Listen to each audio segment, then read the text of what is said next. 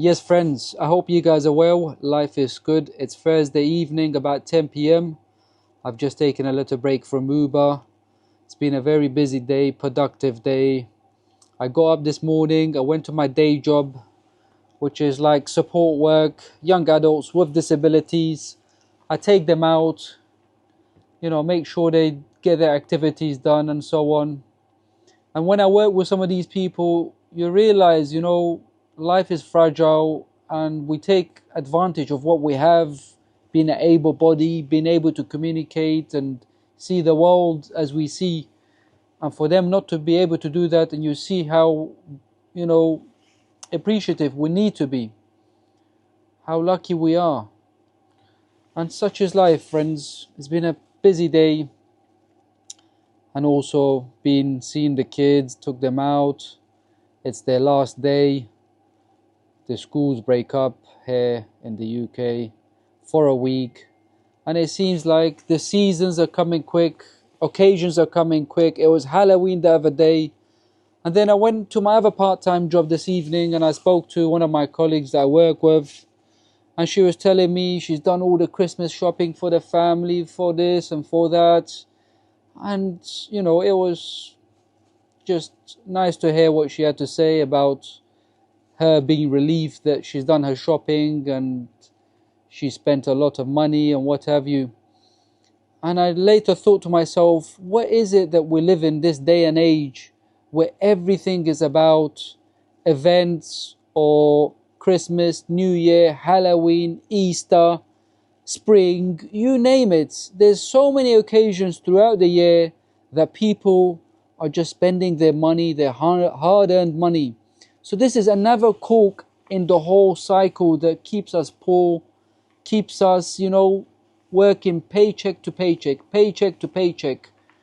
And who am I to tell her, why she should? For some people, it's part of their culture, it's part of their tradition. But at the end of the day, it's not a necessity. It's not as a necessity. For example, Christmas, it's a biblical thing, it's a Christian thing. But they have commercialized it that you have to get into credit card debt and spend your hard-earned money to buy families and friends. Don't buy nobody no thing, man. Just look after yourself. If someone sees your presence and you greet them, if that's not enough for them, then ignore that person and let them move on with their life. And so don't take things like this serious. And I wish everyone followed this motto of, not falling for this nonsense of occasions where you have to spend money. And this is what's keeping the working class, ordinary people like myself poor.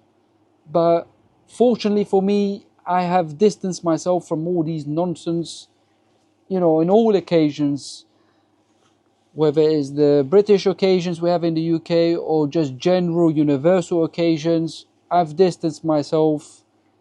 And I'm just concentrating, focusing on the things that are important to my life, which is my health, giving up addictions, looking after my loved ones around me, and bettering my finances to be able to live a comfortable life. And as we know, the rich people, when they have money, they invest it. They don't put it into a savings account at 4.2% APR a year, or they don't put it into bonds that give them nothing over the long term. They invest it in assets, in real estate, in cryptocurrencies, in gold, and so on. But we poor people, by the time we have a few thousand, we're ready to spend it on the next occasion, or the next occasion, and the next occasion. This is our downfall, and we need to move out of this cycle, this system that has been fed to us by the powers be, by the marketing, by the advertising, by the institutions that want us on the hamster wheel.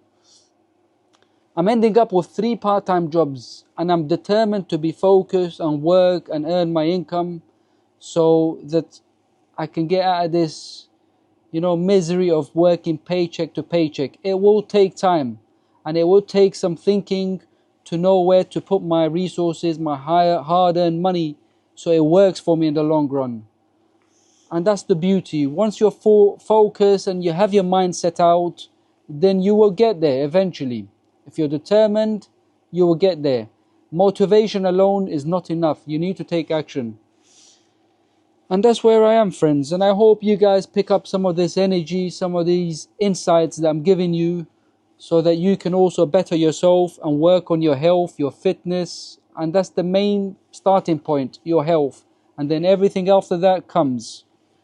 And I've always also said it in my previous videos that if you're a young man between the age of 18 to 30, you have no business to get into any serious relationship, to have kids, to get into marriage. Work on your health, work on your fitness, work on your finances, work on your skills, travel the world, fail in a few things, fail in a few business ventures that you may have taken.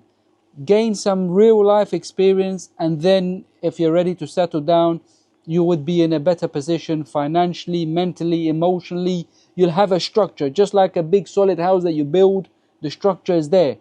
But if you blindly go for the nonsense of love and lust and temptations and desires, by the time you wake up, you've wasted years of your life. And this is important to take on board. And for the ladies as well, you have no business rushing in because you have feelings and emotions, and this guy looks nice and tall and handsome, and he's got plenty of hair and stuff like this. Think wisely, you have more to lose than a man would. So these are important things to realize and analyze throughout our lives. And I wish you guys well, friends. Leave me a comment. Let me know what you guys think about the topics that I touched upon. And life is good, friends. Life is good. I'm looking after my health, giving up smoking. I'm going about my day. I'm busy. I'm getting things done. I can't remember even any urges of smoking. And when they do, they're so vague. They're so weak that it doesn't bother me anymore. And that's the beautiful thing. One of the hardest drugs known to mankind, it comes to a point where you just sometimes say to yourself, why did you even touch it? How can you have touched it? It's a horrible addiction. You gain nothing. It's a form of slavery. And it's pointless. You're on a timer from one cigarette to the next hour and next hour. It's endless, pointless. And as working class, ordinary people, we've got to do better than this.